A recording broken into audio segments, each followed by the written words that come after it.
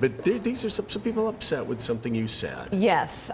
Chris, explain. You're getting a lot, and they're angry. I'm going to read one from Bob. This is in Peachtree City, Georgia. Sounds like a nice enough place. It's a great place. Mika, what were you thinking in making the comment about Sarah Palin connecting with real Americans? Who are the real Americans? Yeah, Mika. Well, I think her views actually do. And as much as people in the mainstream media may not agree with her views on some key issues, I think a lot of Americans do.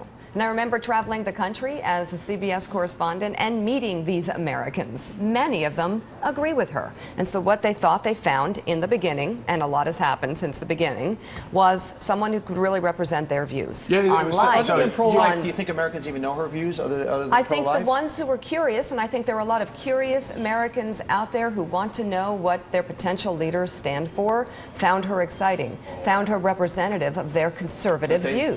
She doesn't read I'm not books. Doesn't agreeing know with what them Russia is, myself. things like that. Let's clarify though, because you talked about real Americans. Well, what I meant was, But you're talking about we're always exposed to people that live in New York Yeah. or Washington. You're Right. talking about people outside of the areas where everybody in the media operates. absolutely. And also, I think much of if you look at the polls that we've been covering over the past few months, it's not just my point of view. This is reflected in the numbers. This is the first time since it started taking, I think, the Gallup tracking poll, where more Americans are pro-life than pro-choice.